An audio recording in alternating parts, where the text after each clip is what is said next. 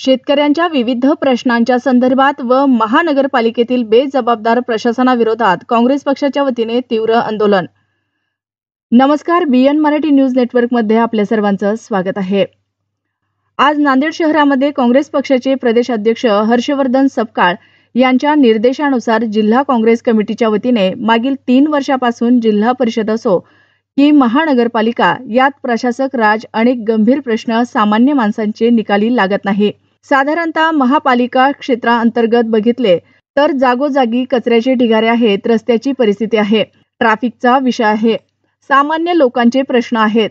जिल्हाधिकारी यांना देण्यात येणाऱ्या निवेदनात शेतकऱ्यांचे प्रश्न आहेत, शेतकऱ्यांची कर्जमाफी आहे, पीक विम्याचा प्रश्न असेल, शेतकऱ्यांचे ठिबकचे अनुदान असेल व बरेच अनुदान अद्याप मिळालेले नाही।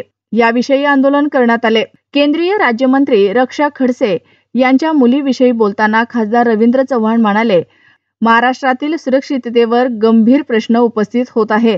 एखाद्या राज्यमंत्र्यांना 2 दिवसापूर्वी पोलीस स्टेशनमध्ये अर्ज दिला होता, पण 2 दिवसानंतर एखाद्या राज्यमंत्र्यांना पोलीस स्टेशनमध्ये जाऊन सांगावं लागत असेल तर महाराष्ट्रापेक्षा जास्त दुर्भाग्य महाराष्ट्रात काही नाही, असे खासदार रवींद्र चव्हाण म्हणाले।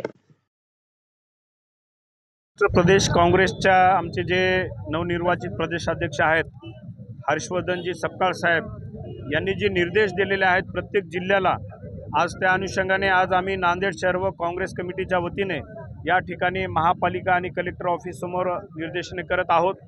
खरं तर आपण बघू शकता की मागच्या 3 वर्षापासून जिल्हा परिषद असेल का महापालिका असेल या ठिकाणी प्रशासक राज आहे आणि अनेक गंभीर प्रश्न या ठिकाणी सामान्य माणसाचे निकाली लागत नाहीत।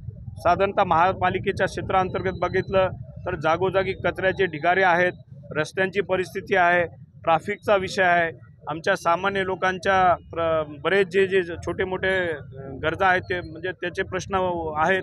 असे अनेक प्रश्न घेऊन आणि जिल्हाधिकारी महोदयांना आम्ही आज निवेदनाच्या माध्यमातून जे शेतकऱ्यांचे प्रश्न आहेत, जे त्यांची कर्जमाफी असेल, त्याच्यामध्ये पीक विम्याचा प्रश्न असेल, आज बरेच अंशी शेतकऱ्यांकडून जे आमचं शेतकऱ्यांचं अनुदान आहे, ठिबकचं असेल, वेगवेगळे अनुदान असेल, सरकारकडून अद्याप अप्राप्त आहे, त्यांच्या शेतकऱ्यांच्या आमच्या मालाला हमीभाव मिळत नाही, असे अनेक प्रश्न घेऊन आज काँग्रेस कमिटीच्या वतीने आम्ही आज या ठिकाणी आंदोलन करत आहोत।